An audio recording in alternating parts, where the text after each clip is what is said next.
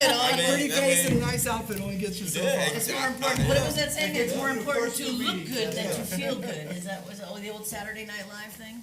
Yeah. Would everybody please appreciate that I got I there haven't 5 worn minutes before socks in go 10 time? years. That's the advantage of owning your own business. Seriously, I was like, oh, I'm doing great. I'm gonna be there 15 minutes ahead of time, or 20 minutes. And then, of course, everything starts to unravel this morning. It's like, how? Okay, cool. Because my phone starts ringing at 7 a.m. and Yeah. it never stops. Oh, it wasn't because we have enough time at 8:30 instead of 9. What's that? If we didn't have just time to 8:30 versus 9, Yeah, right? Oh, man. just for your No, I actually, this hurts because I'm normally an on-time person. I'm so bloody stressed out right now with too much on my plate. Did you guys have time to one last night? No, thank God, we went to 5:15. Just going to 1 o'clock. I'm like Chronicle Deep, and it sounded And fun. then I saw emotions fly. I'm like, oh God, really, Chronicle? Really? Really? This is what, Yeah. So let the female born jokes begin. I asked for more information on an issue and they printed, I'm riding the fence. I'm like, If we hurry, I can get a more hug. information equate And then, with sitting on the fence. and at no point have I ever said, and I don't think that Oh my gosh, some, I missed you. we never said our hands are tied. You should see all the Like Lego on the stores popping up storage unit. everywhere. Our hands Oh my were God, not it's like tied, they were but going if crazy. there's shades of gray I and was all the thinking stuff of you that all we the do. whole time when I saw chasing around for Liam. Yup. Yeah. Yeah, but if you go 50 Shades of Grey, it brings in a whole new dynamic. I knew you had to go there. I just set that. I just set that It volleyball was for kind you. of there for spite.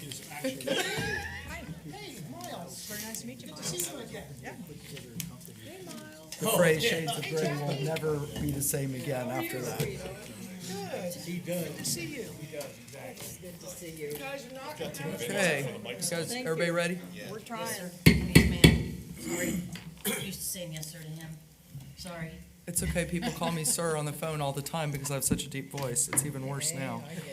All right, let's call this meeting to order of the Tourist Development Council. Today is March 13th, 2024 at 9 a.m. And I'm just going to do my go-to with Jackie. Would you like to give the invocation? Yes, ma'am. And we'll do the Pledge of Allegiance. If you'd like to stand and join us, that would be great. Okay, if y'all bow your heads, Heavenly Father, we thank you again that we all got here safely to conduct the business. We thank you again for the fact that we live in a free country. We thank you that you're going to bless everything we do today. We know we're not going to please everyone because only a fool will try. We just thank you again for everything you do for us and pray you bless our first responders here and abroad. We ask all these things and thank you in Jesus' precious name. Amen. Amen. I pledge allegiance to the flag of the United States of America and to the republic for which it stands, one nation, under God, indivisible, with liberty and justice for all. Okay, roll call, please. I think this is on me now, right? Yep, that's Okay, what roll call. You're on. All right. Holly Davis, Yes? Mike Engels, Yes. Ken Frick, Here. Jackie Hepner, Here. Dr. Desai, Yeah. Michael Mankey, Michael, here. Michael Shoemaker, Here. Luann Jacobs. Here. And Max Shulman. As we call them. Do we actually have everyone here? Yes. Wow. So, one hot tip is that if you forget anybody's names and don't see their things, if it's a male, just call him Mike. There it is. Got a really good chance. Because Max's name is actually It's Michael. actually Mike. Right. So it gets, a little levity here. All right, board, looking for approval of agenda. So moved. Second. Okay, a motion by Ms. Hepner, a second by Mr. Frank. Is there any board discussion? All those in favor? Aye. Opposed? Motion carries unanimously. And approval of minutes. So moved. Second. Motion by Ms. Hepner, second by Mr. Frank. Is there any board discussion? Seeing none, all those in favor? Aye. Opposed? Motion carries unanimously. And now we'll do open to the public. If anybody would like to address the board, you got 3 minutes unless you have a letter on file. And if you have a letter on file, you gotta let us know. Good morning, doctor. How are you? Doing pretty good. Thank you for having us, Casey. Yes. I'd also like to introduce Rhonda Heminger Evans, or Evan, excuse me, and just let you know we are with the Friends of the Crystal River National Wildlife Refuge. And please state your name for the record. I'm sorry, I should have said Casey that. Nayfield, I thought I Thank had you, mentioned doctor. that. No problem. Anyway, the reason we're here is we need to discuss with you a little bit about the Friends Group. I'll make it very brief because I only have a couple minutes, but we are a supplement to the U.S. Fish and Wildlife Service. We do not only public relations, but we also raise funds for improvements around the complex itself. The big projects that we're facing now is with Three Sister Springs. Back when the property was purchased, it was done through a multi-million-dollar Florida Communities Trust grant. In order to get that grant, we had to agree to certain improvements that were going to be done on the property. And after so many years, we are facing the time limit that these improvements are going to have to be done.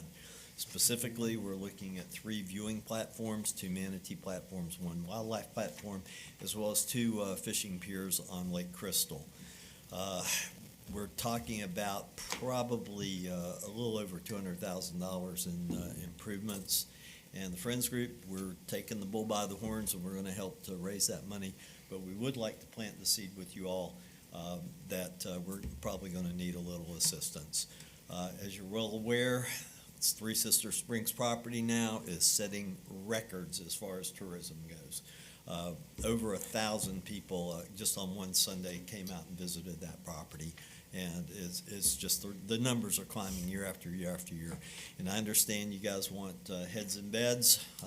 And you know, during the winter we do have the swim with the manatees, and during the summer we have the scalloping. But you're also going to have to improve the destinations with destination enhancements to give these people other things to do. And this type of tourists that you're looking at are more ecotourism oriented. So, of course, improvements at Three Sister Springs would be beneficial to tourism in the county as well as the city, and generate much needed revenues for everyone concerned. Rhonda, would you like to add anything in 30 seconds? I think you covered it all. I didn't know if they had any questions for us. Board? No? Okay, Well thank done. you very much for your attention. Thank you. Thank you. Would anybody else like to speak to the board? No, address the board? No, seeing none. Close open to the public. Presentations, Miles Partnership Media Plan, D1. Kat, do we have Miles? There they are. I would like to introduce Miles Partnership. As you know, they are our agency of record, and I am excited for them to share with you our media plan for this fiscal year. Take it away, ladies. Awesome. Thanks, Terry. Good morning, everyone. It's nice to see you all again. As Terry said, we have some really exciting stuff to share with you here today, and a couple of new faces that I want to introduce you to before I turn it over to the experts to walk you through the media plan. But we have Christine Johnson and Katie Bancroft here, who are our media experts and have really dug in to your research, your existing media programs, and put together a really holistic media strategy that we think is going to produce really strong results for the destination. And so, ladies, if you want to take a minute and introduce yourself to the team, and then I'll just turn it over to you guys to walk through the media plan that you guys have put together. Sure. Hi, everyone. It's nice to meet you guys. We've been working behind the scenes on Citrus County for quite a while now, so we're excited to finally present to you guys and get media live. I'm Christine Johnson. I'm the Associate Media Director at Miles. I've been here for about 10 years and just happy to get things going.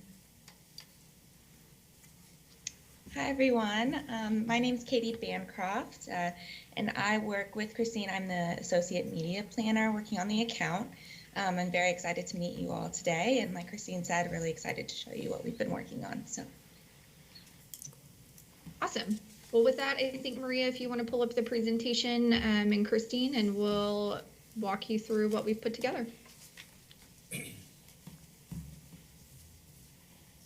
Right, I believe Maria is going to share her screen. Oh, there she is.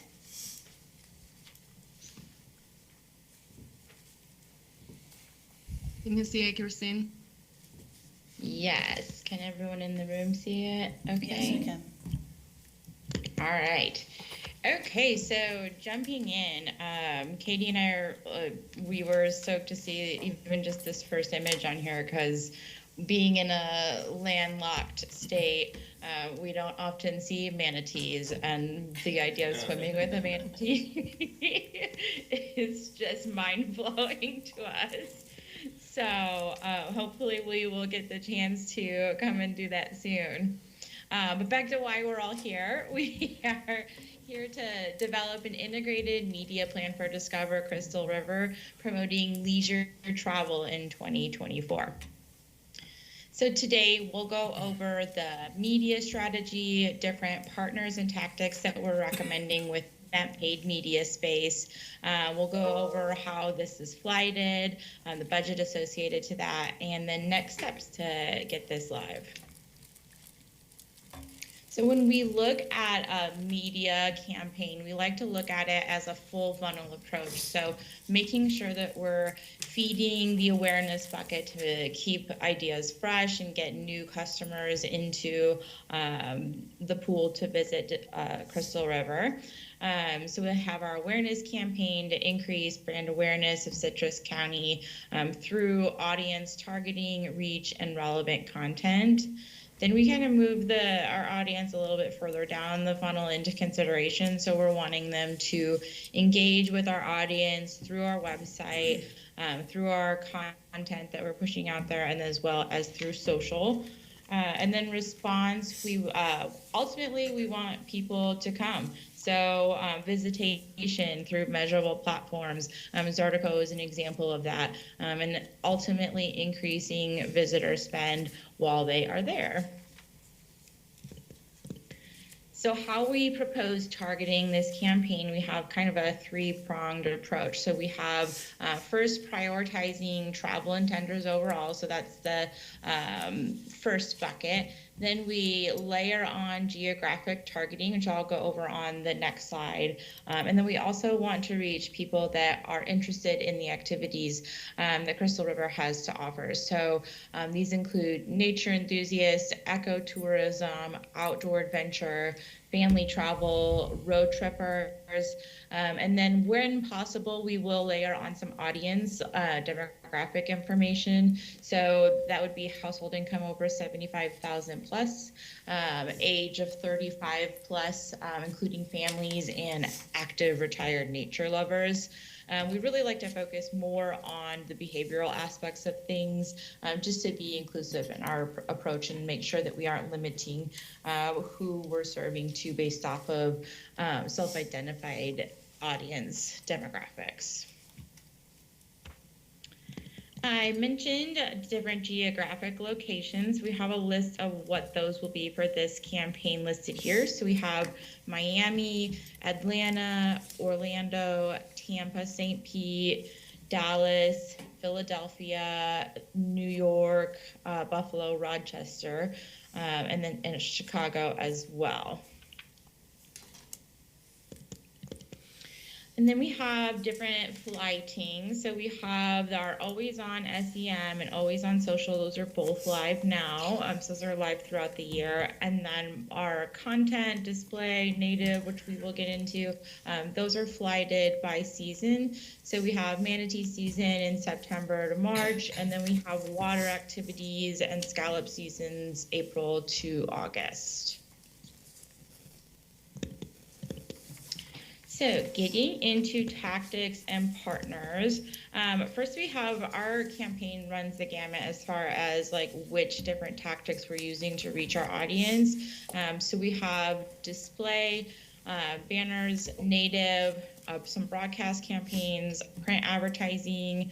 We have a couple of digital partnerships that I'll get into detail on those in the coming slides. Paid social, paid search, and then our custom content partnerships that we will also get into as well. So when we're looking at which partners to select, we first want to look at what we're reporting to you guys as far as our key performance indicators. So this is similar to the funnel I had talked about earlier with our goals. We're just identifying KPIs to each one of those units. So in our awareness bucket, we'll be looking at view completion rate if it's a video that's running. If we're on a partner site, we're looking at the time that they're spending on that partner site within our content. We're looking at overall reach and overall brand lift from some of these awareness partners. And then as we move down the funnel into engagement, we're looking at the number of people that went to the website, what they did while they were at the website. So as far as engaging within the website, in-unit engagement, if it's a rich media unit, e-newsletter signups are another one. And then ultimately response, we're looking at who came to the area. So we have Zartico platform. We're also looking at searches via our paid search efforts and click-through rate. Economic impact reports where possible. We do have one partner in here that provides that as well. So first partner we wanted to go over is Atlas Obscura. As we know, and as I heard earlier, we know you have lots of things to do in Crystal River. It's not just manatees and scalloping. So Atlas Obscura really focuses on that like lesser known hidden gems of the destination. So we want to just highlight what those things are to do within the area, and really just like make sure that people know that that what there is to do while they're there beyond just the things that you're known for. So with this partnership, we have a few different elements. We have a custom itinerary, which we will be able to fully customize within their website. We'll have a full page dedicated to it. Then we have, they have a map on their website if you're not familiar. So currently you guys have 3 locations listed on the map. So we would be adding 5 new locations to their Atlas of Hidden Wonders. So when people are searching for things to do, you are front and forward. Those new places will then go into a custom list, which will be another full page execution within their website with traffic drivers driving to those pages. And then social media distribution, that's about 6.1 million impressions. And just to dive into each of these a little further, just so you understand the program a little bit better, the custom itinerary, they came up with a couple of thought starters. This is completely customizable, so like if we want to go a different direction, that's completely fine. But just to give you an idea of what we could be highlighting. First one, they had hike, bike, and paddle your way across Crystal River. So this is really focused on eco-friendly navigation, and then pairing that with attractions, natural wonders, and then places to eat and drink along the way. They also had an idea of Crystal River's past and present. So this is more of that like historic tour of Crystal River. So celebrating the soul of historic Florida and showcasing historical and architectural attractions within the area. I have a question. Sure. So as far as the history goes, are y'all aware, it's more of a statement than a question, but are you aware that we have vast historical troves at our county courthouse, our old county courthouse? So we have a lot of pictures dating back to 1900. That would be like the perfect type of content to run for this execution. Yeah. So there is a lot to tap into with that. We even have a historical council that can probably help feed the content. We'll work with them to feed that content and get them hooked up with the courthouse and with a couple other people. Okay, cool. Kathy. I That's should have known, awesome. I should have known that y'all were on top of it. It's okay. I have a comment too. I have a comment as well. Yeah, All this says we're hiking, biking, paddling our way across Crystal River. What about Citrus County? What about the rest of us? You just promoting one Yeah, town here or absolutely. what? No, absolutely. So just so you know, the consumer-facing brand is Discover Crystal River. So that's why you'll see that language integrated throughout the deck. But we do know that it is the entire county, and we will 100% make sure that all of the cities within the county are represented across the creative and through the media partners and programs. I'd like to comment on that, though. You know, this has been a controversial issue for a long time, and Sure. there is no doubt that using Crystal River has been a very successful hook, but it's not that hard to say hiking, biking, kayaking across Citrus County instead of Crystal River. And I write books on hiking, biking, and kayaking across the county. There's 24 locations that we've got great descriptions on that get a lot of traffic, but all would be great draws for why to stay in Crystal River and see the rest of the county. Absolutely. Well, we would happily tap into your knowledge of those locations for this, for sure. Madam President. yes. Okay, obviously, I represent the city of Inverness, and I guess I find it kind of like we're an afterthought when it says hike, bike, paddle your way across Crystal River, that implies the city. To me, to be inclusive, as you said, it should say Citrus County, because literally it is across. You go Inverness to the east, Crystal River to the west, and everything to do in between. And if I was a traveler and I'd already been to Crystal River, it's like, well, we've already been there, where else can we go? There's no mention of Inverness. It's just, until you get way down under Crystal River's past. Again, Inverness has a past. At one time, Floral City was bigger than Miami. So I think in this area, saying Citrus County is more fair to everybody. Nobody else is represented when you look at this on the top. And most people, again, may not dig and go, oh, wait, there it is. So I think you might reconsider. Madam Chair. Absolutely. No, and that's great Yes. feedback. Yeah, we're 100%. So just note that these are just thought starters that came from the vendor themselves. So these are not set in stone or final. These were just ideas that they proposed. So we can definitely go back to them, make any of those edits or adjustments. And we'll do that moving forward. Make sure that it says Citrus County, not just Crystal River. So I just everybody. want to remind everybody too, this is a 5,000-foot view. We have not created this content yet. Right. We're just showing you Correct. kind of the general 5,000-foot view, and you will see what we do prior, and we always have the whole county I know. in what we do. I'm So I looking promise at- you, Jackie. I'm looking at the headline, And I and if promise I'm everybody. traveling and I've been to I get Crystal it. River a few It's years a ago. marketing thing. It You is, go with your but- brand, and then you break it down into the subcategories. So, yeah. I understand that, but it's a pretty basic principle. And for example, you will look somewhat foolish to folks that know about hiking, because I won't say there's a dearth, but the best tracks aren't there. There's 47 miles of bike trail, there's 47-mile loop trails, different trails in the citrus tract of the Withlacoochee State Forest. Yeah. That is not associated with any city. There's incredibly beautiful salt marsh tracks down in Homosassa. All I want to say is that this is, again, a 5,000-foot view, and we will take all of that into consideration when we go to the content phase of this. Honest, you will be very pleased. And I can say something real quick, just quickly. When they're using this from a namesake standpoint, when we get down to the actual targeted campaigns, I think that's when you will definitely see, the outcomes and the cities and the areas, not just really the cities, but just the areas alone. Because, your hikers and your bikers and the folks who really do that, they know, the authenticity of something, right?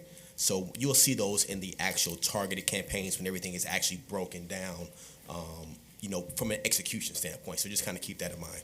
So are you telling us that the verbiage is going to be hike, bike, paddle your way across Citrus County? Okay, Yeah. just making sure. Yeah. Because it's confusing, it's very confusing.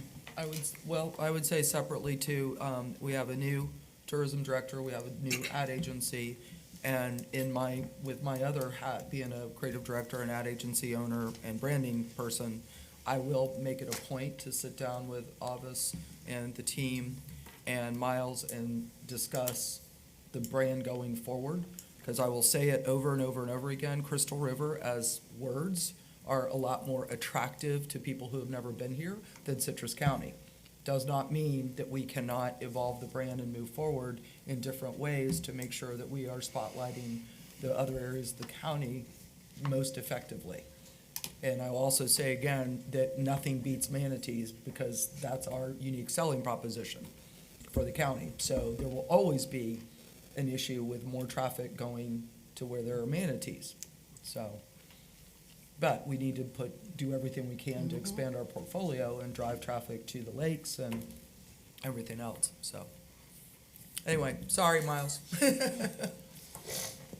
No worries. Good feedback. Happy to have the conversation. We want to make sure that we are representing the entire destination effectively. And that kind of leads into this next slide too. So we have the opportunity to add 5 new places to the Atlas map. So we're able to highlight some of those areas that are a bit underrepresented. So we could put those 5 places onto a map. Again, these ideas are just thought starters, so we can customize this and make sure that we change the verbiage. And then those new places can be added into a custom list. It's also a full page that lives within Atlas Obscura, highlighting the new areas that they're putting on their map. So that could be one area that we could definitely make sure that some of those other areas are represented. Next partner is Sojourn. For those of you that don't know who Sojourn is, they have first-party data relationships with lots of different like airlines, hotels, other attractions, where they're gathering first-party data where we know that they are in market to travel. So when we think about that media funnel that we were talking about, they are very low in the funnels. We want to capture people that are looking for Florida destinations. They're looking for some of your competitive destinations. We want to capture those travelers. So this buy would include native display and high impact display. The thing we liked about these guys the most is that they do have an economic impact report. So they're able to see who saw our media and then came to Citrus County. So we would be able to show that as far as like what, how much, if they booked a hotel, if they rented a car, and then they also have foot traffic attribution. So if there's not as many brand name hotels in the area, we're still able to like capture that visitation as well through foot traffic attribution. Next on the list is a partnership with Visit Florida. So I know you guys are a member of the Visit Florida Co-op. So they put 25% of the media costs into the program, and then Citrus County would put in the other 75%. The thing we liked about these guys is that like we're reaching people that have already been to the Visit Florida website, so we know that they're actively looking for vacations in Florida. And then we're able to retarget them and create lookalike audiences from that to capture not only those that are in market to travel to Florida, but also those that look like them that may potentially come to Citrus County. So we have 2 different packages with them. One is a domestic package that includes drive markets, so Atlanta, Boston, Chicago, New York, Philly, Washington, D.C., Houston, Dallas, Louisiana, Alabama, and Mississippi. And then we have an in-state program that targets Florida only. So these are both 4-week packages that we would run before June 30th. Next on the list is our programmatic efforts. This is actually currently live. So we've been seeing really great results so far as far as people like engaging in our website. So I would say that this is like capturing new audience. So like Sojourn and some of the Visit Florida things are a little bit lower funnel. We know that they're in market. Agenuity, we're looking more at like behaviors. So while they are still like travel intenders, we're looking more at like what behaviors they're doing online so that we can bring new visitation into the mix. So we have the ability to layer on multiple data partners so that we can really hone in on that audience, make sure we're reaching the right people, and then we're able to fully optimize the campaign across all tactics and in real time. So it really like yields the best results and gives us the most bang for our buck. We're spending more money on the actual media and less money on fees and less money on buying site direct. So we have this flighted to focus on mid to low funnel campaigns for display and native. When we do have video assets, we can add in online video and connected TV into the mix. The next couple of partners also run programmatically, but through different executions that are a little different than just your standard display and native. So first one is share through. There is a video on there that we can follow up with for an example, but it basically is a website, and instead of having the banner ads off to the right and up on the top of the page, at the bottom of the page, it embeds the banner into the content, and then it also adds a custom headline below the banner that has movement to it, so it kind of catches your eye as you're scrolling down the page and draws more attention to our messaging there. Next up is a partner called Wonderkind. So Wonderkind is a little bit different execution in that normally when we're serving ads, like the ad is served when the page loads. Wonderkind has a little bit different technology where we are serving the ad once the user is done reading the content that they're on that page to read. So it's more impactful and less intrusive. So once they've finished their session, that's when the ad will serve. There's a couple of different triggers for this. So if a user is inactive for 10 seconds and then scrolls away or moves the cursor away from the content, it will trigger the ad to load. If they go to click on another tab or a website, or if they click on the URL window where they've read the content and they're going somewhere else, then our ad will serve before they exit the page. Also, if the user scrolls all the way up the page, like they're done reading the content, then our ad will serve. Or if a user scrolls all the way down to the bottom of the page, they've read all of the content, then our ad will serve at that point. We did have quite a few partnerships that were already purchased prior to Miles onboarding. So these partners are listed here. So we're executing all of these buys. I will say that most of these partners are awareness partners.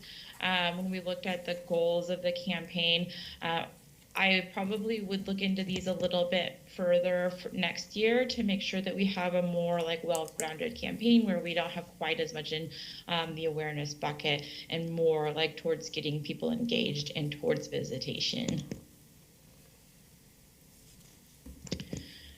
For SEM, so paid search and social, we have both of those currently live. Just a couple of things with them, like keeping them on year round. We'll make sure that we're front and center in front of those that are actively raising their hand. So for paid search, we'll implement about a 3-month learning phase, and we'll evaluate performance and add to the account structure. So if there's other areas or categories that are popping from our test evaluation, then we'll make sure that those are added in as we see additional opportunities. And then Meta or social, so it's Facebook and Instagram. We will add in a retargeting campaign once we get enough inventory there with people that have been served and gone to the website. So focusing more on driving that like lower funnel goal. We also have room to add in different ad types such as carousel ads into the mix. So both of those will be around $5,000 per month, and they're all year round. So if we want to make changes as we go, we have the opportunity to do that.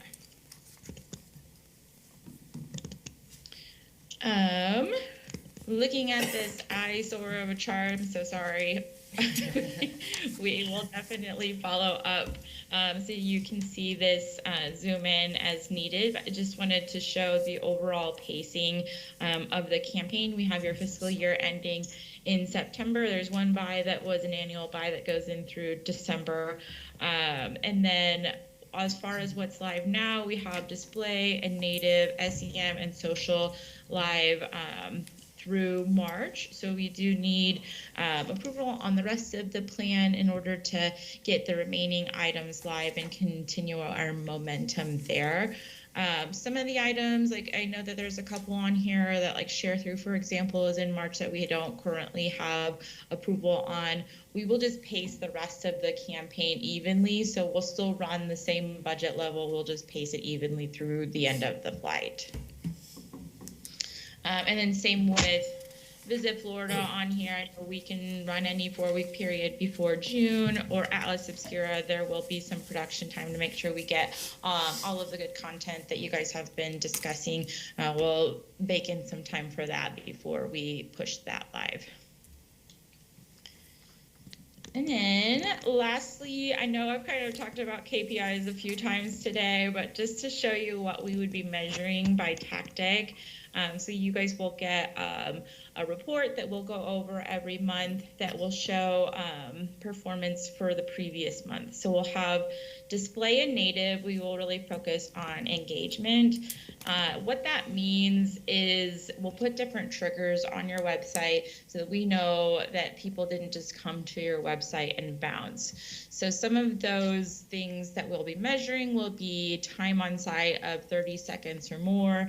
If they scrolled down at least 50% of the way down the page, if there was 2+ page views, so if they went to the intended landing page and went to a second page, or if there's any clicks on the website to the partner pages, clicking off of our website onto theirs, that's also considered an engagement. So for display and native, we'll have engagement as a KPI.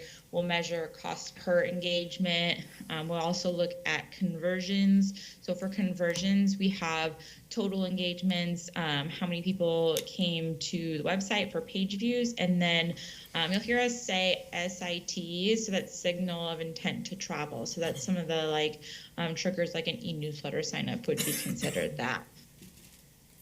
For our custom content, so like the Atlas Obscura that's in the plan, we'll look at partner site engagement. So we'll look at how some of those same metrics that we're looking on your website, we'll be looking at those on Atlas Obscura's website where we're consuming the content.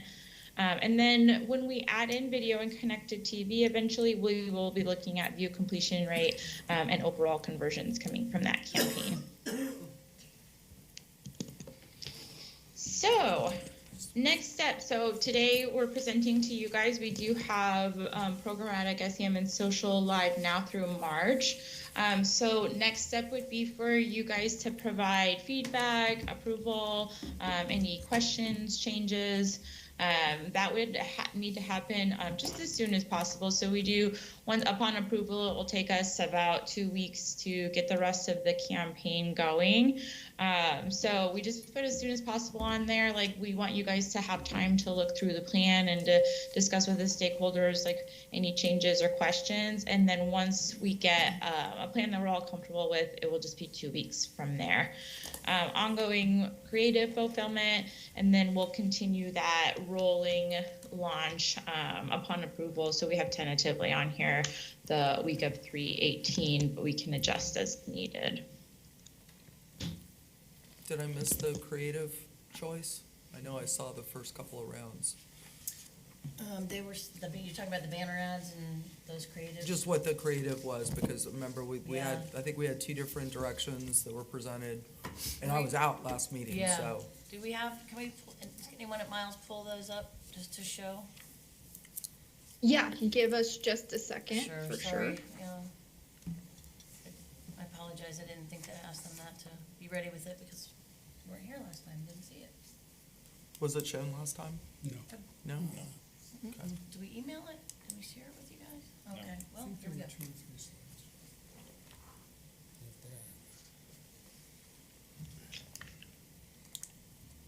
While she's pulling that up, was there any questions on the presentation, the media deck we just went through? Jackie? It's not a question, it's a please request. Everything you've done so far was very impressive, but on the 2024 flow chart, for those of us that don't have 20-year-old eyes anymore, I can't read it, and I couldn't read it up on the screen, so everything's fine, but please make that bigger. We'll get it to you electronically. You mean it's fine, right? Do you mean it's fine because you have no idea what it says? I have kind of guessed. Yeah, I almost Even need with to take a glasses. picture and then, We'll get it to you guys electronically and you'll be able to Blow see it it up. a lot better.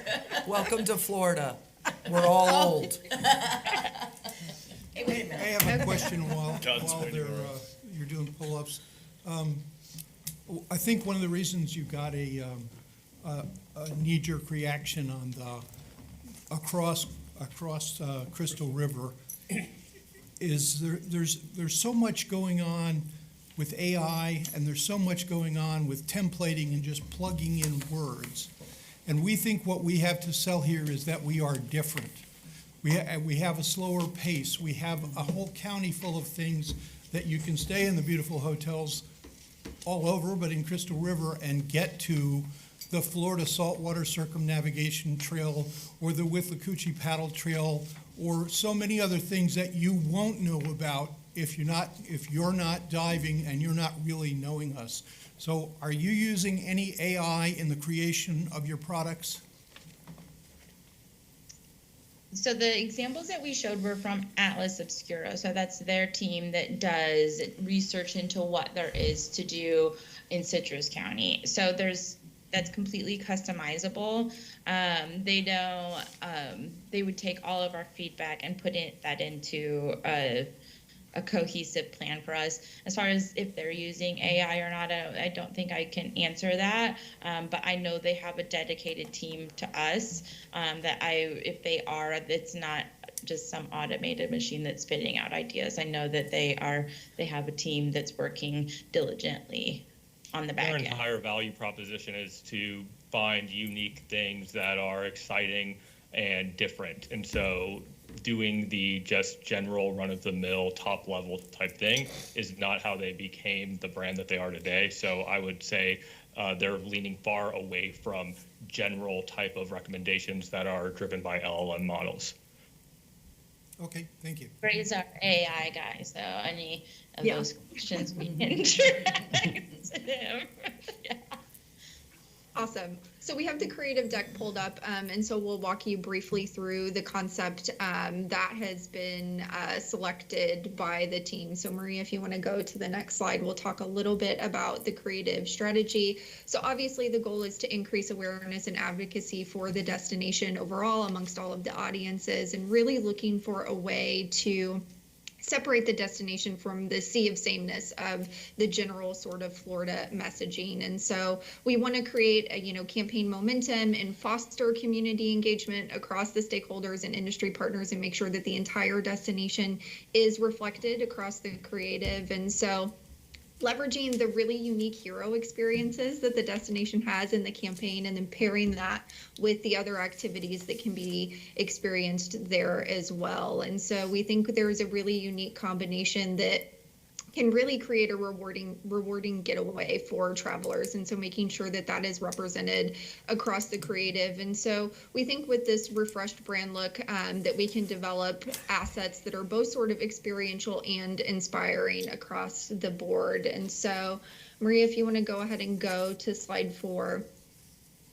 The concept that was selected is sort of both worlds. And so this is really generating sort of the juxtaposition that the destination has of what can be sort of experienced below the water and above the water in the destination. And so in the creative layouts, you'll see that they are sort of bisected by sort of a water line that we'll look at on the next slide. And it really has a vibrant and sort of differential look that we haven't seen in really any of the destination marketing that is out there in the marketplace currently. And so we think this sets the destination apart and really captures the uniqueness of the destination as a whole. And so if you want to go to the next slide, Maria, here are just a couple of comps of what some of example print ads could look like. All of this is, sort of for position only. We're still working through refining copy lines and image selects, but wanted to give you a visual representation of what this can look like. So obviously below the water, you have the experiences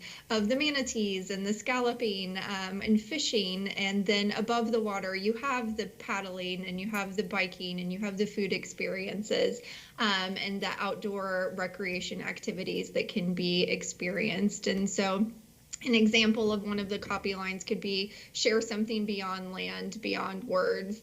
And we think, this really embodies the unique experiences that can be had in the destination. Another example copy line could be your own action figure.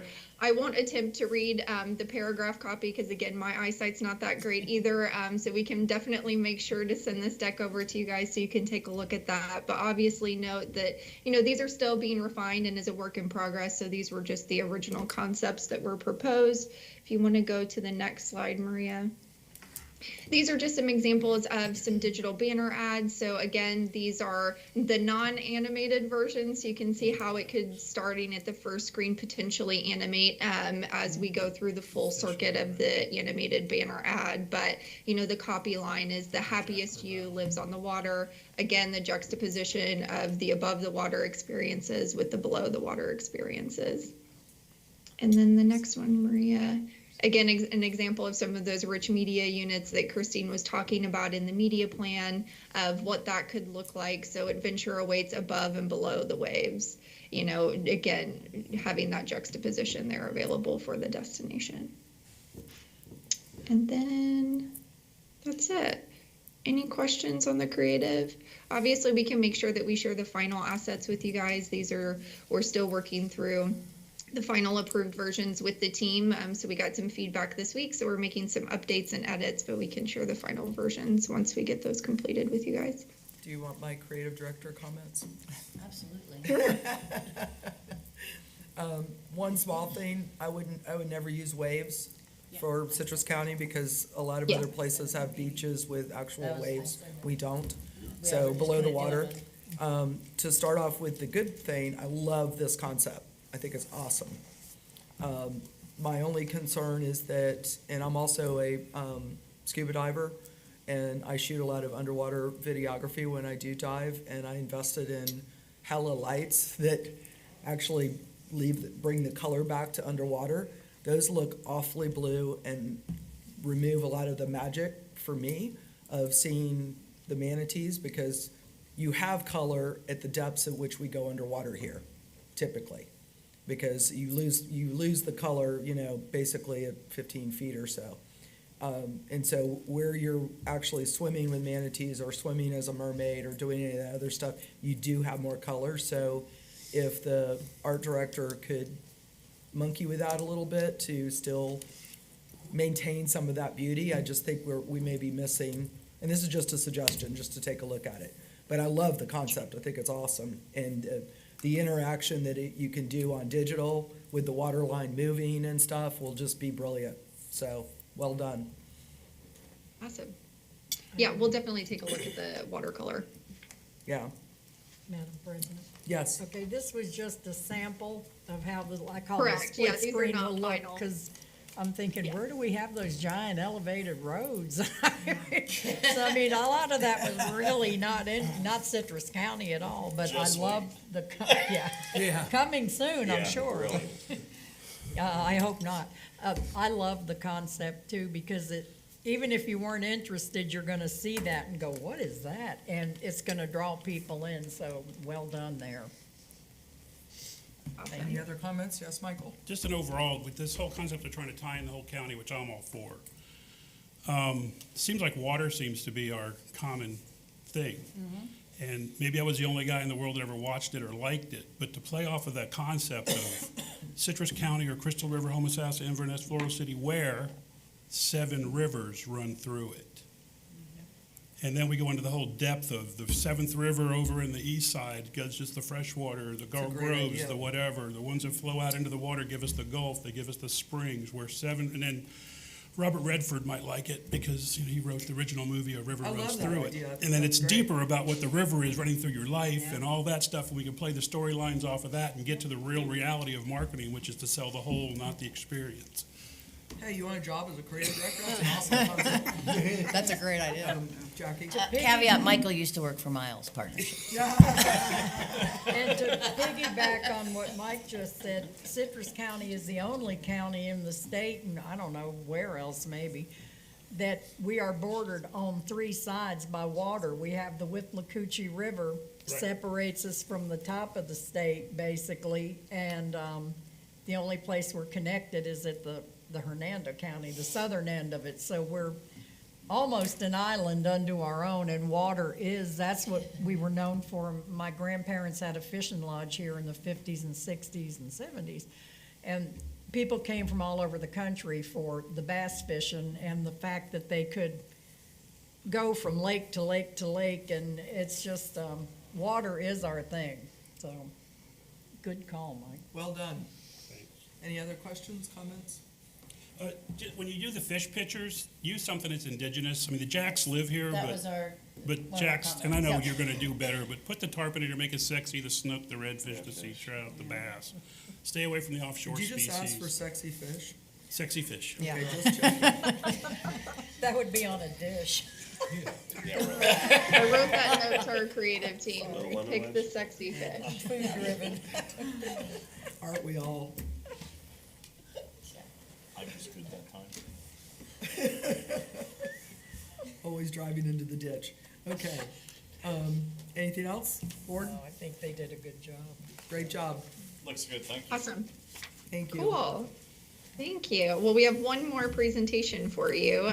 So I am going to turn it over. You got to meet him briefly talking about AI, but I would like to introduce you officially to Gray Lowry. He is our Senior Vice President of Strategy and Insights. And so as we alluded to, all things technical, Gray is our man. And so Gray does a really great job of taking really complicated technology and just measurement and making it really understandable and actionable. And so we wanted to bring him here to talk to you today about Zartico. And so, when we first started working with you all, we had conversations about measurement and what was really important to the destination and how do we really overall measure performance for the county as a whole. So not just looking at media KPIs, but how is the destination doing as a whole itself from an economic impact standpoint. And so the ask from us was, can you share with us some providers that can provide that type of reporting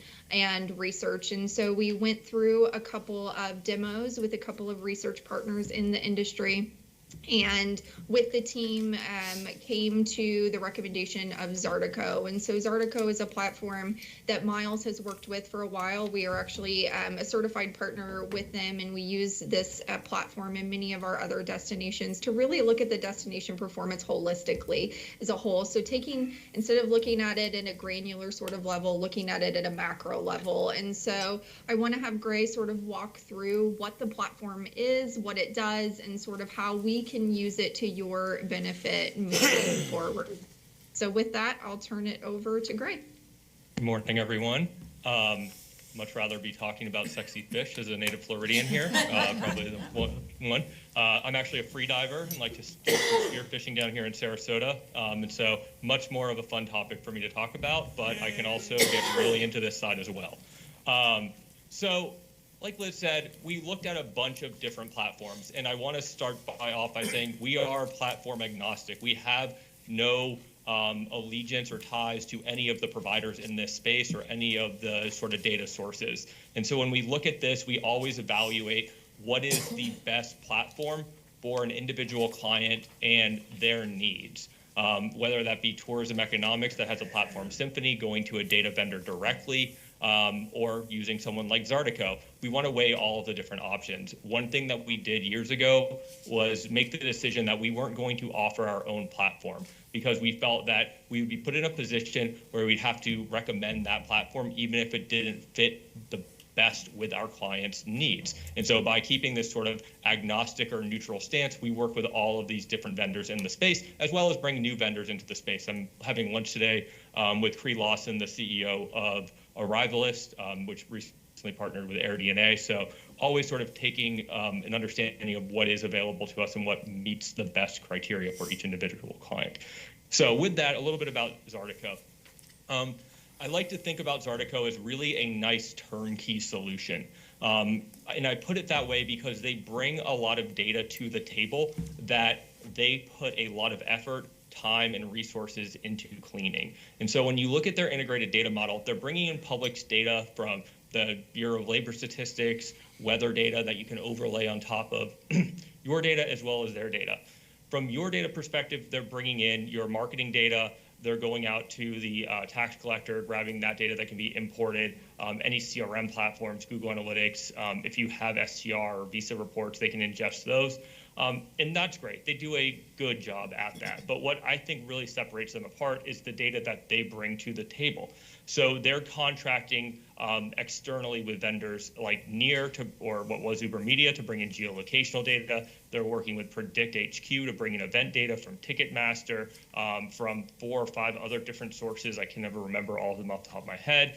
They're working with companies like Accenture or Commerce Signals to bring in spend data. And then they recently had a new partnership with lodging data through Amadeus, which is using the travel click booking engine as well as key data to get a blend of that short-term rental and lodging data. No one data source is going to give you everything, and there's always going to be holes in it that's not going to line up perfectly, but bringing in these 4 data sources is about as good as you can get. And going to execute these contracts on your own is very time-consuming to get exactly what you need. In addition to that, the time that goes into cleaning this data, I can't sort of undersell like how much work it is to remove the UPS driver that lives from 50 miles outside of the destination that drives through every day and delivers packages to restaurants to get actual clean visitor data and not sort of that skewed data that happens very frequently from these sources. So they do a very good job in it. I would say they're probably the best across all the different data sources. Diving into those a little bit more, we talked a bit about the event data, the spend data, the geolocational data. You can see here the big number slides, as I like to call them, that have all of the 300 plus, 90 million, 19 trillion, all the things that are really impressive. But it is a very impressive data set that we are being able to use and leverage to gain insights and really help us plan across the county. So with geolocational data, they bring that in, they normalize it, kind of already spoke to that. This is actually something that I really like that they just sort of recently switched to doing. So with a lot of the traditional data geolocational providers, they would say, give me 10 places you want to measure, right? Like I need to get the latitude and longitude around this place. I need you to, and then I'll have to draw a bounding box and say, this is it. And it can be different from place to place, whether it includes the parking lot or not. They've started to just go through and tag all of the accommodations into accommodations, all of the museums, attractions, restaurants, retail. And so they can have groups so that you can do better benchmarking against other destinations. And when you're not focusing on single individual POIs, you can have a better understanding of what the lift is and normalize for when a data provider may stop providing data that was very key to that singular location. And so by not limiting it to just a set of small POIs, which is a traditional way of purchase, they buy the entire data set for the United States that streams in. I think it's something like 500 million rows a day that they have to process from there, and they group them, and so then they can normalize that data so it's more accurate, and you don't see these large fluctuations driven by technology changes or vendor changes. All of that is presented in their operating system. As Liz says, we were we are a partner with them. I think we're the only premier partner, and we're the first agency certified to go through their academy, know how to use their platform, and basically be able to really help our clients understand what's happening from the data presented in the platform, as well as build custom reports off of that. We talked about the integrated data model. I spoke about the lodging data. I'm very excited about this. It does a very nice job of grabbing the majority of lodging data, not from STR, through Amadeus. I think it does a really nice job here. Their lodging difference, where they can do the competitive stuff and also look at pacing for the future, is really nice too. And so a little bit more about our role. So we've used this to sort of influence our media management, understanding what's working, what's not working. I always hate when I say working, or anyone else does, because what does that actually mean? It's tied back to those KPIs Christine was speaking to, and really trying to tie things back to that. It's not always possible, but we like to do it as much as possible. The Florida Insider's Fishing Report broadcast by is going to be hard to tie back to a specific page view, but we can look at overall uplift in searches from the times that those run, I think on Saturday morning, and it does allow us to get some sort of insights as whether or not that's having the impact in driving that first step. And that really does allow us to take that research and allow us to iterate on those future executions.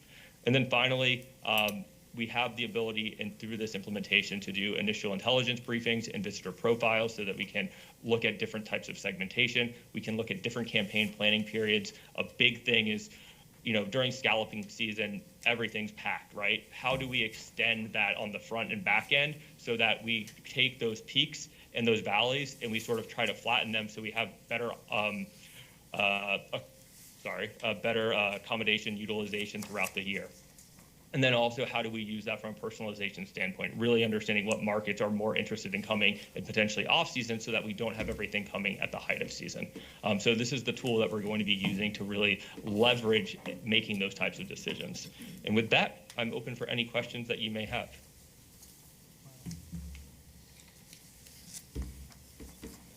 Anybody have any questions?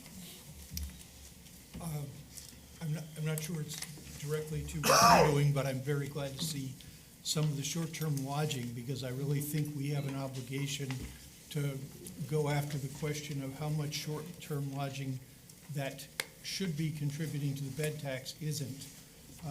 And that's going to lead us to at least being able to start looking at it.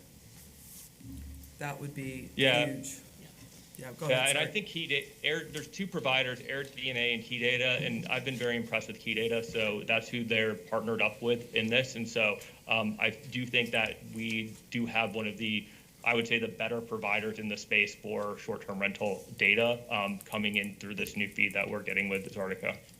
Super, And thank you. this is a part of step one of actually, going after those monies that we have not been receiving. So that's priority, pretty much number 1A.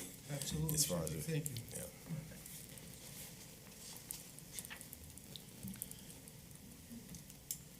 Not on the technical side, but on the memorandum, what's the ask here today? I didn't follow completely. Two different levels. So on the pricing side, Liz, do you have that available? I think there's two different Yeah, levels. whether that's miles or, in-house. So there are two different options. The recommended option is the, that package, let me see. I know I saw it online. I don't see it Yeah, in the paper. I think it's towards the Yeah, back. So we've got the, There's a more expensive version and a less expensive version. I can say that on the more expensive side, you get access to the sort of like interactive query builder within the tool that you essentially, if we move forward with the tool, we are essentially getting the lower cost option has the pre-built reports that they have surfaced for you, believing that they can answer the questions that you have.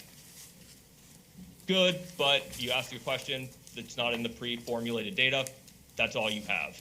The more expensive option gives us the ability to use the query builder and actually say, like, we want to answer this question.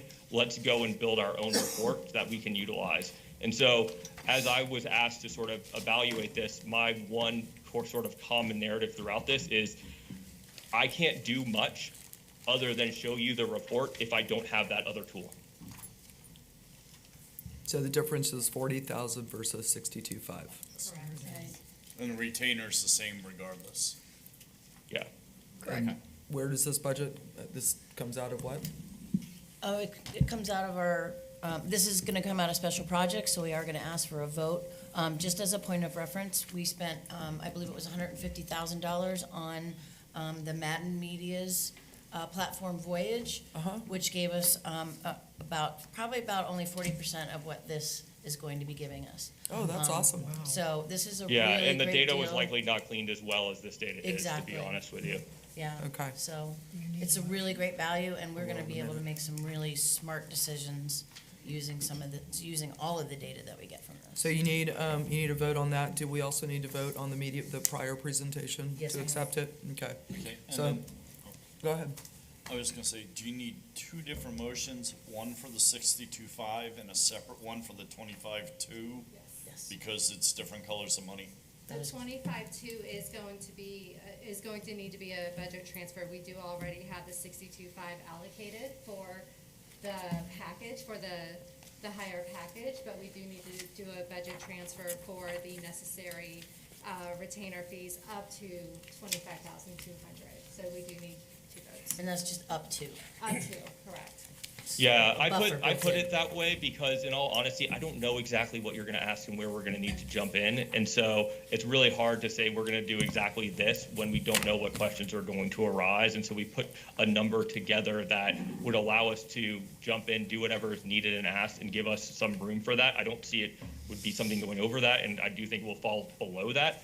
But it's very hard to estimate when you don't really have a specific scope of work at exactly what sort of questions you're going to have from us or what you're going to need us to pull from on a monthly basis. We had to sort of generalize that because I really dislike that type of scope in general.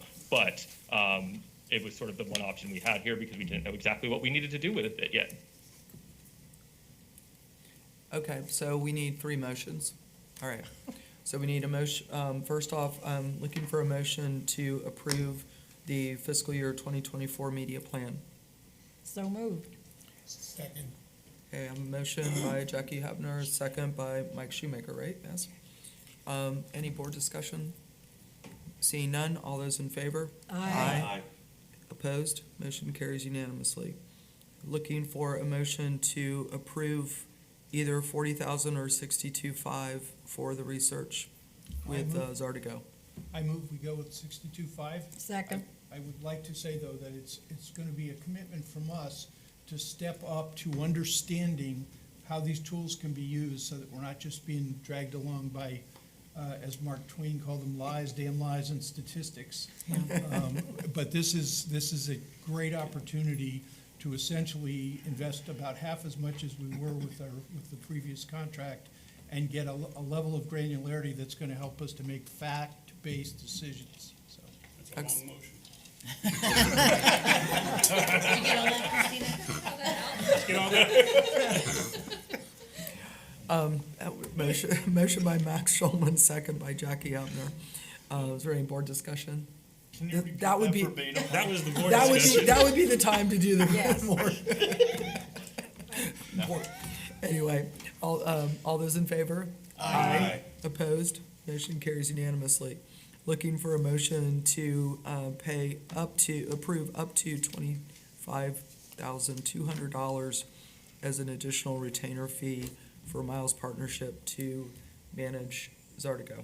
So moved. Second. Motion by Jackie Hebner, second by Lou Ann Jacobs. Is there any further board discussion? All those in favor? Aye. Opposed? Motion carries unanimously. Thank you, Miles team. Appreciate it. Thank you. Thank you. Thank you so much. Thank you. All right, destination update.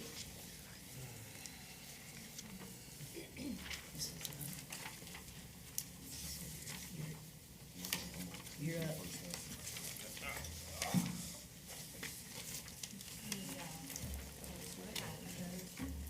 Pull my screen back up. Kat, can you pull her screen back up? All right, sure.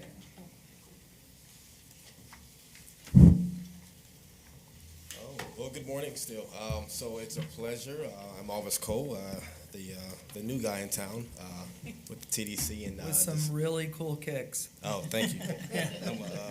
I'm a Chuck Taylor kind of guy, so that's kind of one of my weird things. So hopefully that's okay with everyone. My business partner wears them all the Okay. time. If I could look cool in them, I would wear them, but Okay. I'm beyond that. You know, we might have to give us some Citrus County Converse specially custom made, something like that. I don't know.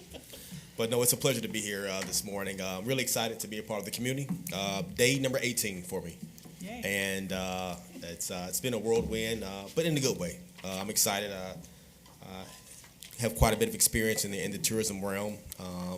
You know, you guys have mentioned already about some of the disparities of Crystal River and other parts of the county, and just to kind of give you some comfort, one of my stops for 8 years in the Carolinas, a part of York County, and I had 9 municipalities. So I can do this one. I can do this one. So, and everybody has, their issues in western parts of the county and things of that nature, but it was up to the staff and the team, and the onus is on us to ensure that growth, that attention, those revenue gains are in other parts of the county. That's why we're supposed to do our jobs, So, and if we don't do our jobs, then we need to be called out on that. So, and I can respect that, and I understand and I can appreciate those concerns, and our attention will always be for the entire county of Citrus. Understanding, that brand awareness, of course, is the Crystal River, and that's a good thing. That's not a negative thing that we have. We just want to build off that and make sure that everything else is kind of spread throughout. So you will have that promise from us going forward in regards to making sure that all of Citrus County is promoted. When I got in, I'm a roadmap kind of guy, and I'm a 100-day kind of guy too as well, and you'll see, hopefully this is big enough, but basically in these first 100 days for something like this, it's all about preparation, and for me that preparation started really, before I officially became on board, and then now, you kind of get into that standpoint to assess everything, you begin to build out a plan, then there's some acting involved in there as far as, acting out those plans, then you start to measure. But with all that said, the communication is key. Without the communication, you don't really have anything successful to promote or to derive from. So in the first 20 days, I guess I should say day 18, but in the first 20 days, I've done quite a bit in the area. I've touched everything in regards to the county. I've already done that. I haven't taken a deep dive everywhere, but I've been everywhere with the help of a great staff. They've been taking me along.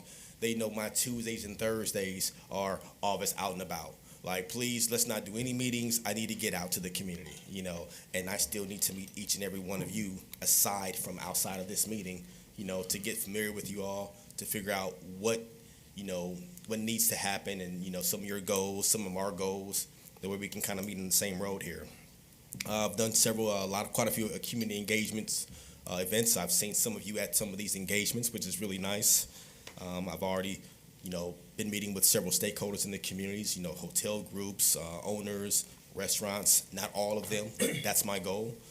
One thing I asked the staff, one of our first meetings, I asked them, I said, I need you to list so many people, each of you, that I need to meet. No matter how big, how small, I need to see these people. And I'm checking off the list. Been a part of fam tours already.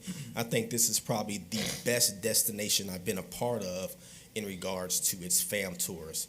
The type of attention that we see, that the request, I should say, it's almost like mind-blowing. And it's like, okay, who do we choose to come? Is it the person from Australia, the UK, Sarasota, Philadelphia, San Diego? I mean, they're coming all over just to check out what we have. And I'm not quite used to that because usually I have to beg people sometimes at some destinations to come, Now it's like, okay, we got to make sure we're choosing the right people. So that's a good problem to have from a leisure standpoint.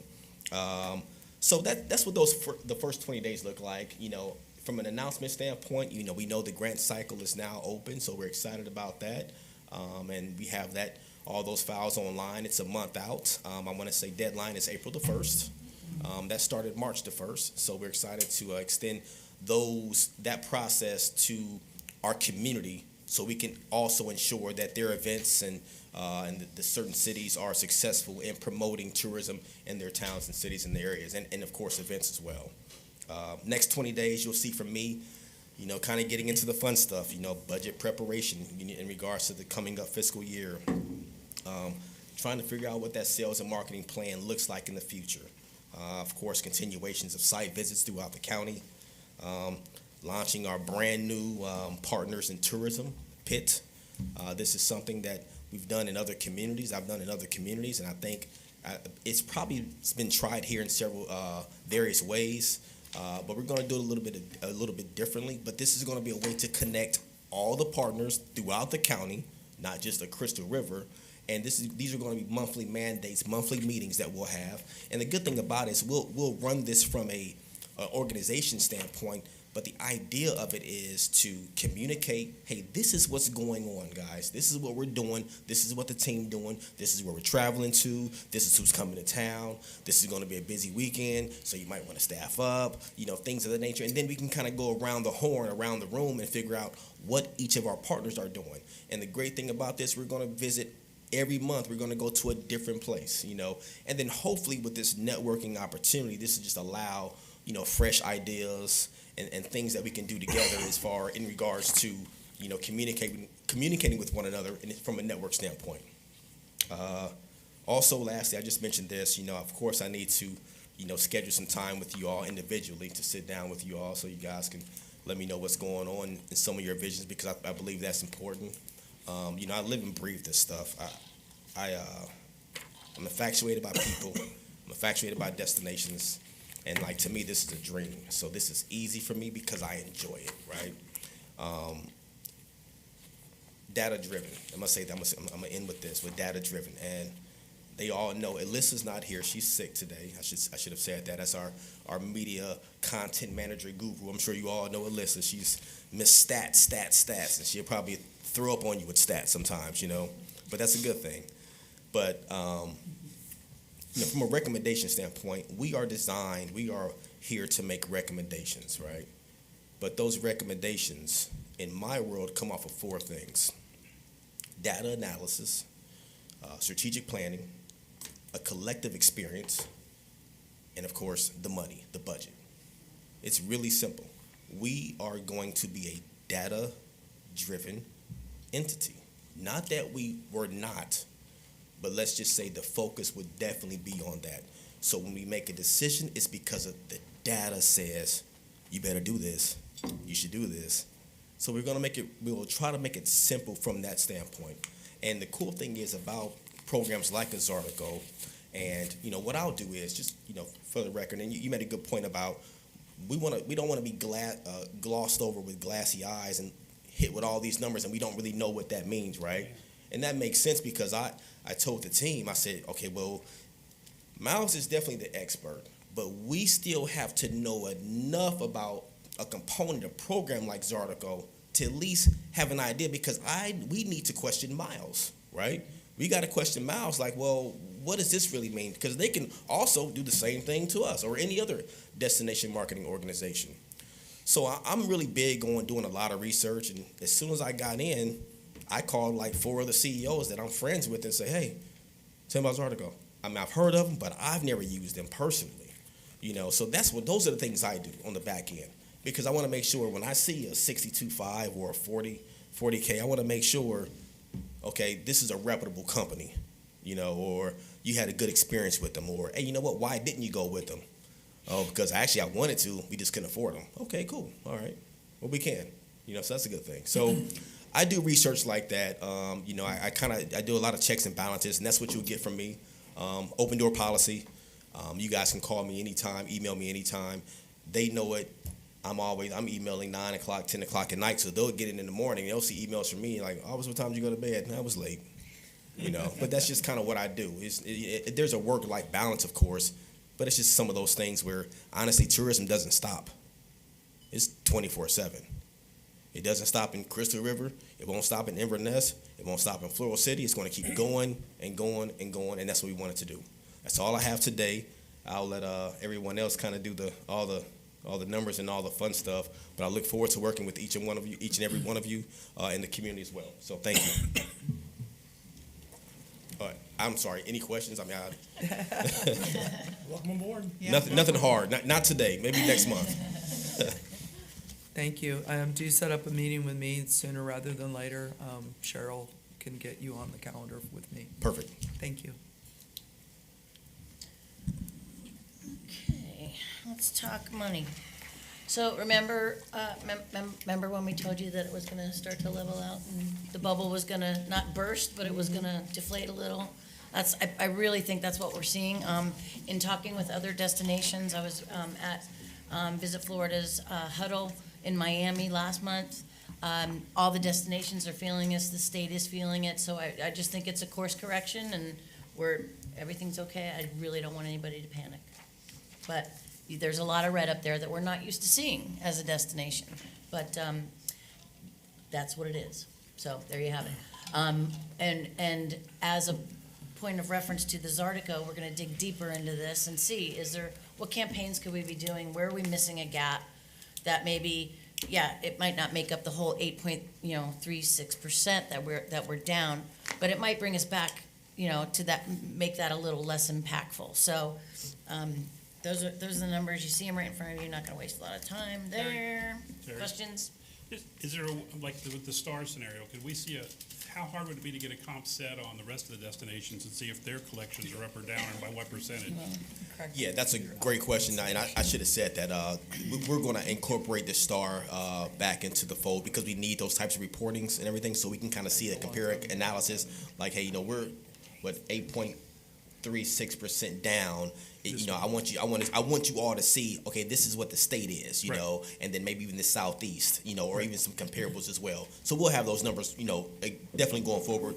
We just haven't had the reporting because some of those things were taken out of the budget. But going forward, you should see those things. Again, going back to data driven. So we just want to see if we're the biggest loser or not the biggest loser. But, and when we look at this, even if we go, BC before COVID, we're up 25%. Still up, right. Yes. Yeah, so, we're down 8% from a down off record the best high. year we ever had, so. Yeah. Correct. And we're going to look a lot better from a national standpoint, especially when you talk about cities who are more convention-dominant cities. Luckily for us, we're so nature-based. It's just like, that's why the COVID numbers and things of like that nature really look great because everything we have, you can do so much outside, and that's just a bonus for us. Yeah, Huge. The star is great, but that just does hotel rooms. If we could do tax collection against tax collection, then we'd know what the counties are doing against counties. Zartica's going to give us that as well. It'll be great. I can't wait. I'm geeking out over it.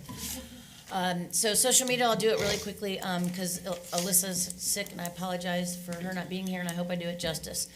Lou had his 63rd birthday. 64th? I thought it was 63rd. 64th. All right. I got to call some people and tell them I lied. But we got great coverage on that. As always, our fishing reports do really, really well. And you can see that picture there at part of the new Three Sisters Springs renovation on the bank there. That's in I believe is that Magnolia? No, it's Idiot's Delight. Idiot's Delight, But A great name. go for Gotta it. love the name. I know, right? Remind me to tell I would you a like story about that later. I would like to point out that we did break out the champagne, beat out Amelia Island for Alyssa to let you know that we achieved that goal. Next, we're going after the Florida Historic Coast. Were we there before and dropped below? We were, Yes. we dropped below. Yes, you Yeah, remember so Jody got us over, and this then we is the dropped second below. time we've hit it. Correct. Okay. Yeah.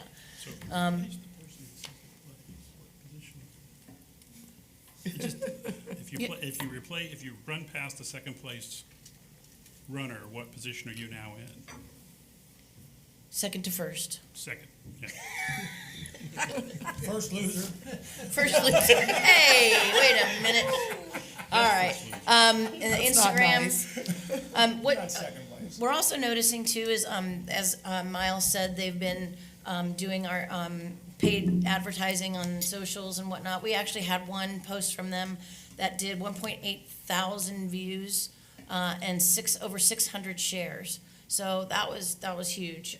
So that's working, and we've gotten that back up and running, and so that's really helped us out a lot too. Next slide. As Alice mentioned, fam tours. We had the Well-Traveled Child. We've already seen some great social from that. Southern Living, that was that biggie, and we are just chomping at the bit to get that 4-page spread and receive it and be able to share it with you. But it's next spring, right? Yeah. It's gonna be a little while, but it's gonna be so worth it, and I'm so excited. I mean, we'd have to mortgage a house to pay for that, and we got it for a hotel room and a couple meals. Wow. Nice. Yeah. Well done. Trip jaunt, visit Florida, from Canada, which is exciting because we don't get a lot of Canada, but yet Canada's our second largest international traveler. And then go on to the next slide there. Some more PR reports. You notice those are getting much better than they were previously. We're back in action with that, and Hayworth is doing an outstanding job for us there. There's some more impressions and some numbers from some of the PR that we've received. Fox Tampa Bay was a big one.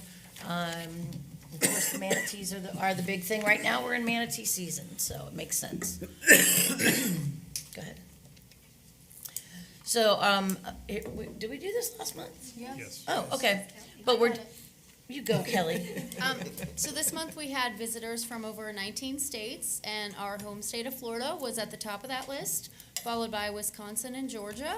And then for international travelers, Canada was the most that we saw in the visitor center. And then there was Germany, Australia, Costa Rica, Denmark, and Slovakia. I think Slovakia is like the first. Yeah, Slovakia. we pulled Slovakia. Yeah, really? yeah. And you know what? Let me add to that. I came to the office on Saturday to do some work, and you know we're closed on Saturdays and Sundays and weekends.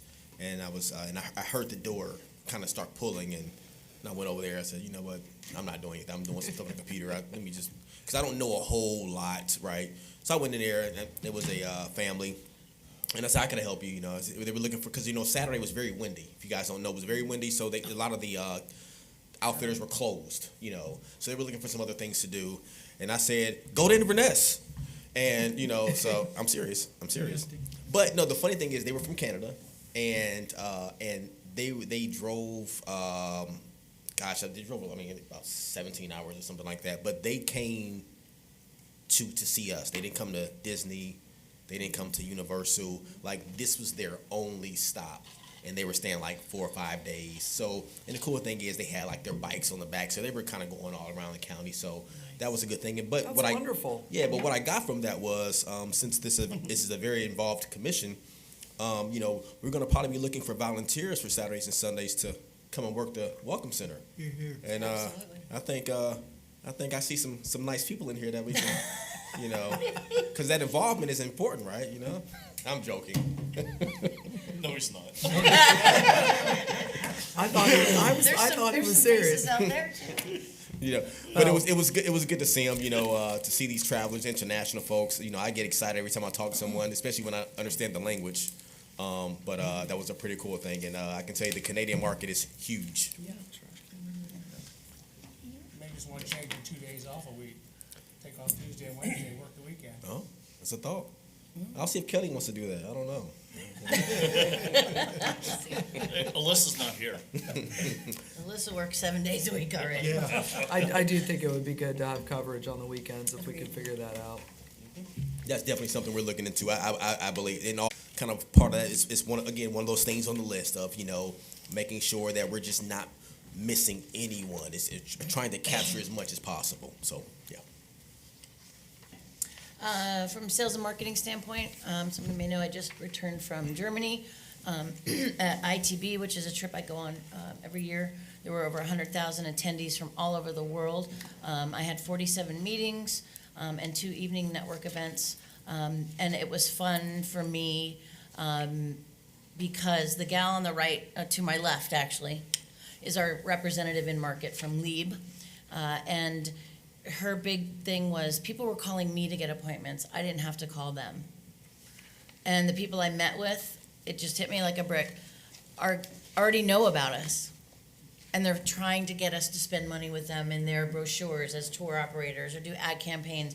I don't have to sit there and tell them what manatees are and how we're different from every other place in Florida. So we've made it, baby. I really think in the German market, in the UK, we're doing great. So my emphasis moving forward with the budget next year is going to be the Canada and the Latin America markets. Not to say we're going to not participate in Germany and UK because it's huge, but we've hit the next level with those two international markets. So great meeting there. I was also at Visit Florida Huddle. Michael Menke was also next to me in the booth there, and we had some great appointments. We didn't do them together. Well, we did one together, but I had 39 appointments with different operators from all over the world. And then in January, I was at the Tampa RV show. That's the second largest show as far as RVs that we go to. It was 87,000 attendees approximately in 5 days, and that's all consumer focused. Great news, if you haven't heard, Mike was able to get us back to the Hershey RV show in September.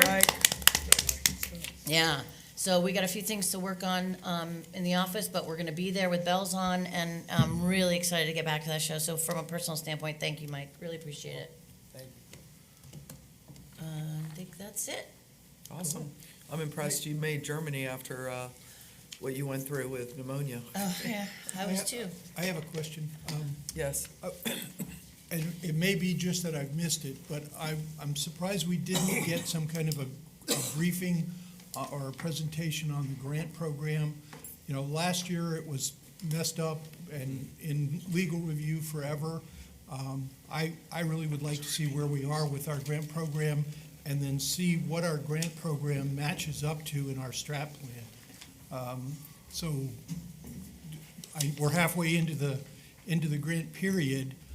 Where are we announcing the grants, and what was our collective desire, of grants that match growth areas? Okay. I'll speak a little bit now. I'm lean on Christina just for a little bit, but on the grant, when Christina announced it and everything, of course, it went live. We did an actual press release. The grant lives on our website, with all the information on how they can, download everything, any questions, so that's all public, of course, information. It did hit the paper. I want to say it also got picked up by the paper as well. Social media industry page. Yeah, social media industry page. So it's definitely all out there. From in my experience from the other grants I've already worked in, it's a pretty robust process, and from the standpoint of in a good way. You have two different types of process, two different grants. You have a collateral, and then you have a special events type of grant. And then based on the criteria, and it's spelled out fairly clear, what standards you need to meet in order to get the certain monies in regards to a one-to-one match. So the information is there. I don't know if that quite answers your question. Well, in my case, I've had 3 of them, and it's always been a really good program. It's just, I'm not sure whether it was tied into other issues that were going on in the office and legal, but it sounds like we're back on track. Yeah, and I'm curious, did you receive the email in regards to the press release of the grant? Did you receive any of that information? I do not believe I do, but I've spent the last 2 weeks, other than a run down to see a granddaughter get married. Understand. On the Greenway. Okay, congratulations. With a bunch of horseback riders who were doing the entire horse trail. Were you on a horse? I was not. I was because no video, didn't happen.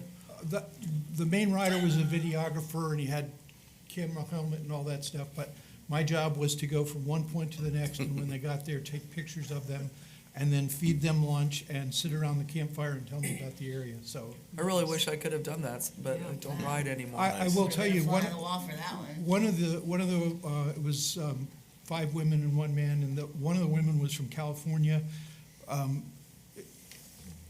A little erudite, but she stopped what she was doing on the 1-0 day and went to Crystal River and came back with tears in her eyes and actually changed her flight to go spend 2 more days in Crystal River at the end, starting with the Manatee Center. So tears in her eyes because she got to swim with manatees. But this is a woman that we were playing the little game, and I spent 26 years as an Air Force navigator. I've been every place in the world. But I hadn't been to Ulaanbaatar in Mongolia, so she'd been everywhere, and she said it was one of the most moving experiences she had. Wow. So, That's awesome. yeah. Can't buy that. Do we have that quote? About Ulaanbaatar? No, it hasn't been everywhere, but most moving. Speaking of the grant cycle, well, we're gonna move on to other business by council members.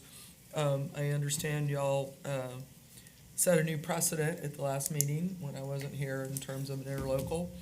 And did anybody watch the board meeting yesterday? We kinda got into the weeds on that a bit. I gave, Commissioner Kennard the backstory on that Ken Frank, Eric Williams, and I all met, I believe it was in 22, right after I became chair of this. And Eric brought up the very good point that to come in for little pieces of money here and there was government wasting another government's time. And so I've always been in support of the concept, but now I'm playing a little catch-up because I wasn't here for the full discussion last time. So what I said yesterday is, following on the heels of what Steve Howard says, I said I was yes if. So my ifs were, number one, the contract has to say that the two cities will, it needs to write in there that they will follow state statute on expenditures of the money, which is in your benefit. You would do that You do anyway. anyway. But it has to, Yeah. it has to be in the Right. contract to cover us as the county. So that, and then I also, I used the analogy, I said, we don't ever go to a client and say, give us this budget without a plan. So I would really like, on a more informal basis, not in the contract, but on an informal basis for the two cities to say, this is what we want for the year and this is what we're planning to do with it on a high level. Knowing that there may be some fluidity in whether you're spending, 30,000 on this, or it goes up to 35, but you're gonna pull from another project, or, there's some fluidity as a plan goes on. But personally, I would really like to know, and also have a heads up on what you guys are doing, because we can help support you.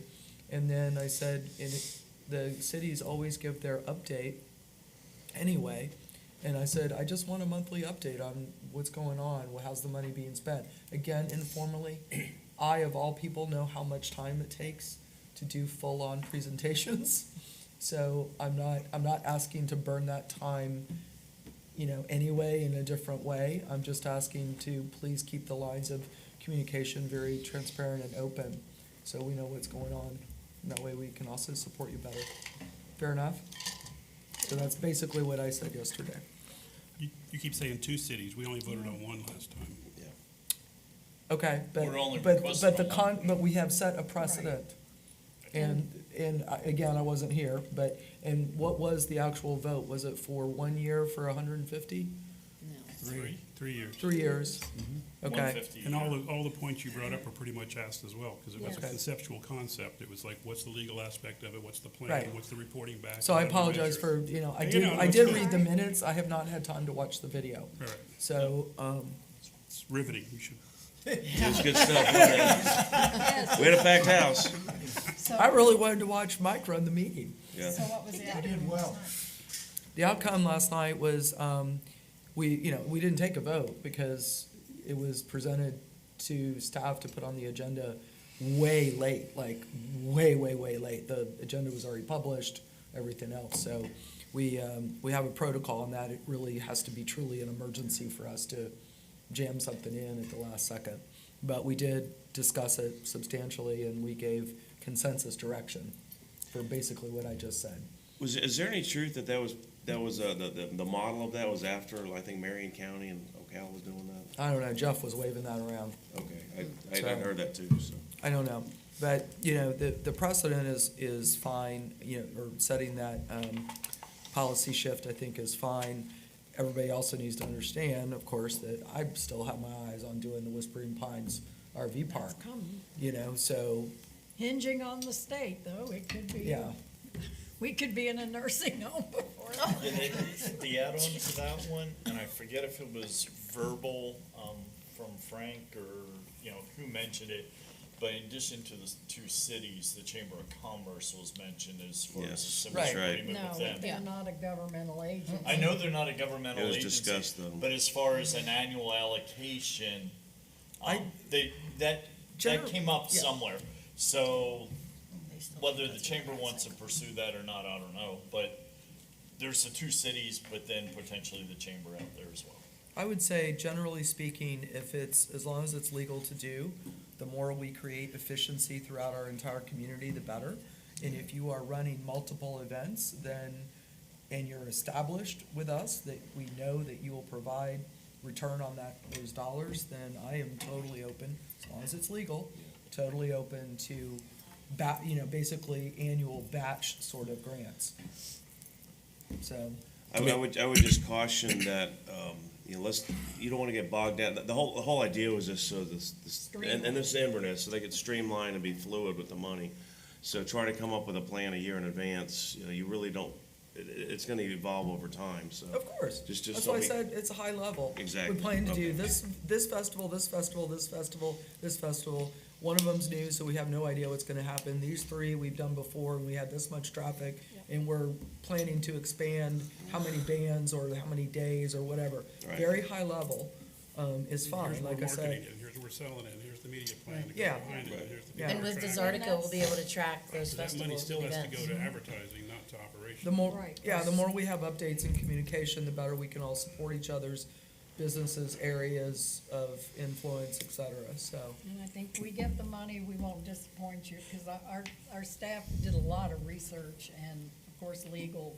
I leave legal to the legal, because that is, I didn't even play a lawyer on TV, so I don't even hint that I understand what they do, but, I Well, you just guys think. have already proven yourself on how because you used the CARES money just to kind of Yes. kickstart that. So Yep. it's working. Yeah. Commissioner Davis? Yes. Real quick, I was directed, was directed to get with the county attorney on the statute, because you mentioned about the statute, which is really important. If you all want me to, I can make sure that language, that specific language is in there. I think some of the heartburn last night was, I think whatever was drawn up, there was just still missing some information, like Commissioner Davis said about, the plan or the statutes, mainly the statutes. That's probably the most important thing out of this whole thing, from a legality standpoint. You don't want to get into a pit bull situation, which happened, and it was a black eye on the state, right? Yep. So, and that's where it needs to be said, like, as much as we love our bands, like Michael just mentioned, this has to be on advertising and where you're advertising from or to, from a radius standpoint. Anyway, I can just help with that language just to make sure that, everybody's protected, and everybody, even though we're saying, hey, you can, I think somebody said, do what you want to with it. It's not about that. It's just to make sure it's in the contract, those terms, those statutes. So that way it's very clear and no one can make a mistake because it says this is how you can spend the money. Yeah, au contraire, you have not heard differing opinions from attorneys yet. There is a little bit of gray in that statute on what constitutes this, Right. that, and the other, and you can get differences of opinion. So, anyway, I have experience on that being here. The other thing that was a big topic of conversation was the scallop seeding, and I brought up that this board had talked about pushing the season back 1 week. I assume we're not gonna get seeding done this year, the soonest would be next year. So I just said that I would check in with everyone and find out where our heads were on scallop season, since it's gonna be here before we know it. Well, they're not gonna change it now because it has to be done by an FWCC meeting and they only meet quarterly, so Okay. nothing will happen for this summer.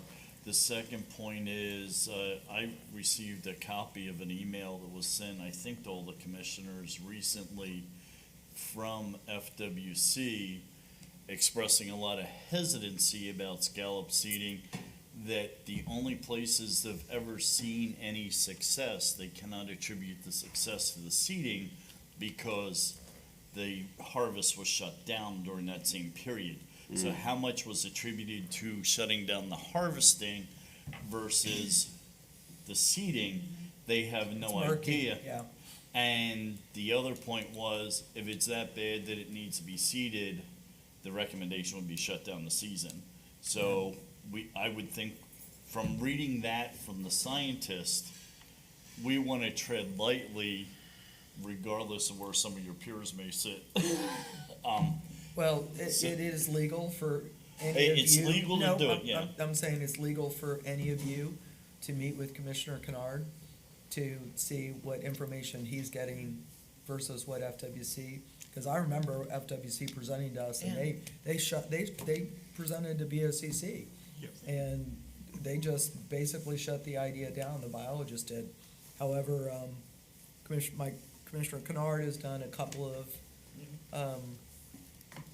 long explanations on what he thinks would work based on the information that he's getting, and it was pretty convincing, so, I don't know. I tend to follow the biologist, but. So, anyway, there's probably needs to be research, and we probably need to hear before we would decide to do anything from both sides a little bit and try and weigh it out. But Yeah, because there's some caution out there, that's all. They'll be coming to us for funding, no doubt.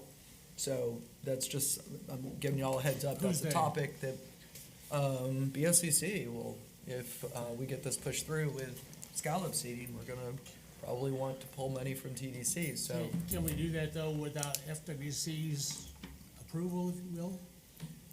It's not, my understanding is they don't have to approve it, it's just that they don't agree that it's a proven thing. It's not needed. So this is a hot topic, is all, I'm giving you all Okay. heads up, it's a I know hot we've topic. had this for so- years. Yeah, so you can talk with Commissioner Kennard and Okay. get up to I speed know the on it. last time FWC was here and did a presentation for us, they were highly recommended not seeding. Yeah, I remember, I sat through that presentation Yeah. a couple of times, I I think, do too. so, Madam Chair? yes. I just also would like to let the TDC know that I've reached out to IFAS, and Avis knows just because I've sent them a quick, but next week at our meeting, we're gonna discuss, we're gonna get a lot of those scallop measurers. We're gonna sort of be a post for people to come and get them. I love that. We're gonna ask Miles to put a campaign together. We may have to spend a little additional money that we weren't planning on, but to do a campaign to promote people to get these scallop measurers, to use them and why, and do some social media campaigns about that. So we want to be the hub for that this year. And especially, Excellent. even if they just get out to the commercial side, right? Tour operators, the fishermen, and, set the example from the professional side. And it's that my may be a understanding way that to most start. did do that last year, is my understanding. That's all. Okay, two cities, you wanna give your You updates? wanna go first? Thank you. I go- This is your. Yeah, it's my last meeting, so. All of us say, welcome aboard. I tell you, it's, just watching where you started, where you're going so far, I really appreciate it. We got to spend some time together. I know your previous boss from Sumter, and, with all due respect for both of you guys, I think you guys, and this is meant as a compliment, if you succeeded under Bradley Arnold, you're gonna really succeed here, so. He's a good guy, he's a good county administrator, so I'm glad to see you here, so. Three Sisters, our numbers keep going up, so, pay attention to that, because I know as the overall numbers are going down, our numbers are going up, so there's opportunity to kind of get these people to hang out in Citrus County for longer, so. We've been doing those campaigns to promote the extended stays, and Three Sisters is definitely, and Kelly and Christina and the gals in the office are always pointing people that way. Okay, yeah, because it's we're hitting records, so. And speaking of Three Sisters, a couple other things specific to that. It looks like we're gonna be getting a congressional line item out of Gus Bilirakis for about $8 million for continued shoreline restoration and redoing the boardwalk. So that's not in stone yet, but it's kind of heading that direction, so that's really good. And when the, and if you guys want some of these tours, you can take some of this pollen, by the way, so it's killing me, but.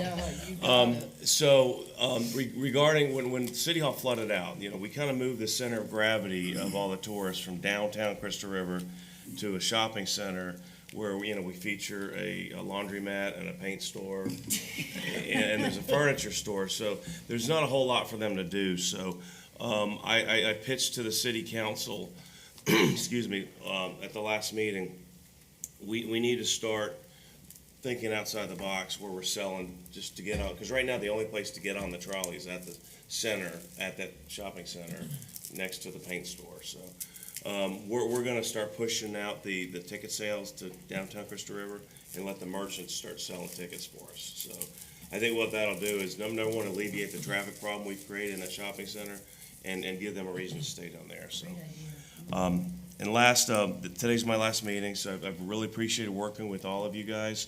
Mindy Hastings is going to get sworn in on the 25th of this month, and so in all likelihood, she'll be sitting here instead of me. Her first meeting is April the 10th, so please welcome her. Thank you. Quick question on Three Sisters numbers. Do you guys, when they sell the tickets, do they at least take like a zip code or something? Could we get any kind of report on where they're coming from? Is that something we I'll can check. share? I think so. Well, that'll be one of the POIs that we have in Zydeco as well, so we'll be able to ping that exact But location. we have to collect the number. I'm sorry? We'd have to still collect the number. Zydeco's not gonna magically know that Mr. Smith is from 34448. Oh, yeah, by their credit card information. If they use a credit card. Nobody knows how to use cash anymore. Still. I mean, Mike, if they're- you're right. If You're they're right. selling a Yeah. ticket and they take a credit number, at least we can get some right off the organic scenario, and then we could double check to see if Zydeco's actually doing the right thing. Yeah, just to answer that article thing, which is really cool. So when they pull all the credit cards from that, number one, we'll get to see, of course, what state they're coming from, but what city they're coming from. We'll get to see what state is staying the longest, what city is spending the most. And like it goes to a whole different level of a consumer awareness, just really trying to figure out, okay, what does our consumer really look like? You know, we really think we know, but do we really know? You know, so that's the cool thing about this analysis that's going to provide for the office. Really excited about that. So Perfect. Just point of reference. Yeah. I'm sure we can measure, we can measure. I'll get back with you guys on that. Jackie? Thank you, Madam Chair. It's been great sitting next to you and Cindy before you, and I'm sure if we get Mindy, we'll do fine. Thank God they weren't both here at the same time. Yeah. And we just finished a weekend Sounds over like in a good rock Inverness of bluegrass barbecue and the Joe Bega Big Bass Tournament, which if you came over near our side of the county, it was just slammed. Highly successful. People said they're coming back. I went Friday night, it was great. It was wonderful. The music, it's almost like they're not human. Their hands just, I don't know. I love watching them play. Anyway, and this coming weekend, we have the Nature Coast Bike Fest, first ever. They came to us, which is, to me, a major thrill. They came to Inverness and said, we want to do it here, when it had been established down in Hernando County for years. So we said, come on. So that's this weekend. And the weekend's capped off by our annual St. Patrick's Day Parade on Sunday. We're doing it actually on the day because of all the other activities going on, so. And we just continue to move forward. Man, I wish I had the bandwidth. I should bring the ponies for the parade. They have St. Patty's Day hats. I'm not kidding. They're so All right, any other business anybody wants to bring up? Yes. Yes, okay. I heard Doctor Ken. first. Question for Ken. We charge the admission fees for the Three Sisters Spring. What happens to the net profit? Can they fund this? It's run as an enterprise fund, so it continues to stay in reserves to fund repair to buses, and, you know, it's paying for the center itself that we're in now. But if there's a net extra profit, can they fund this 150,000? Potentially. So whom should we talk, or they should talk to somebody, right? Yeah. I'll get with you later. Okay. And Mike? Yeah, tying together, yeah, there's shoreline restoration, and for Casey, Rhonda, and Joyce, but really for the team. There's a public perception that the existing restoration was done to clear cut the trees so people had a better visibility from the boardwalk. So if this is gonna expand, there's an opportunity to try to get the messaging better. And I don't know if that's us from the tourism side, or the refuge, or the city, or the state, but there's a lot of perception that it was done so there were better views from the boardwalk and the city could sell more tickets. I know that's not the case. I'll give you the exact answer for why we clear cut the trees, because I was the one that helped to make the decision. They originally wanted to do the shoreline restoration moving farther into the springs, which would have reduced the habitat area, the thermal area. We were able to convince them to pull it back and actually increase the area where so there's more thermal refuge. But the expense of that was cutting the trees down. So. No, I understood, and I heard the presentations from Swift Mud and how they had to roll it and all that. So I understand the whys, but the messaging to the public did not take hold. I'm not saying it wasn't out there at some level, but if the shoreline restoration is going to be continued or expanded in other areas, that may be something we want to try and get in front of. Are you saying the trees were clear cut on the edge of the water? Because Right on Idiot's Delight, I don't know how hard it is to bring up that slide. What was I don't understand the trade-off is because they had to get rid of the trees so people wouldn't tie to them? Yeah, because they wanted to increase the water surface area, and that's where the trees were. So they pulled the bank back a little bit where the trees were. And just to get to the work area, the trees were so dense they had to cut some down. Okay. But they have replanted. I mean, they will come back. But they're planted with grasses and things like that. Right now, when you look at the slide of Idiots that was up there, it looks kind of barren. Yeah. Because stuff was just planted late fall, it hasn't had time to grow. There's a PR opportunity to get in front of it if the effort's gonna be expanded, and that's all I'm saying. No, I get it. I'm not questioning the why it was done, I understand the why it was done, it needed to be done, but, there's 4 players in there, there's us from tourism, there's the city, there's the state, and there's the refuge, and the ball's dropped in between. And some people, it doesn't matter what we say, they're not gonna listen anyway, so I get that too, so. All right, this end of the table, anyone? Just one comment. As far as the Hershey show goes, I sent all the stuff that I wasn't ready about the application and everything, but that's something that needs to be acted on pretty soon, because Daniel's not gonna hold that spot forever. Right. It only takes like I apologize. I've been a out of 20% down to get Yeah. your spot, I'd been in the hospital signed and then I in. had 2 days and then I went to Germany, so I'm on it this week. Okay. Promise you. I just, I feel your pain, Terry. I'm so Oh, I far bet behind. you do. Oh my goodness. What I sometimes you really get so need to far do is behind, you take a think you're in the lead, right? It's only 5 to 10, the city's an hour. Put that on a pillow. All right, anything further? All right, then we are adjourned. Oh, crap, thank you. Scratch that. See, I already put my agenda away, so if I'm not doing that, I have an 11 o'clock meeting upstairs, that's why I'm eager. Open to the public, would anyone like to address the board? All right, seeing none, our next meeting is at April 10th, here at 9 a.m., and now we are adjourned.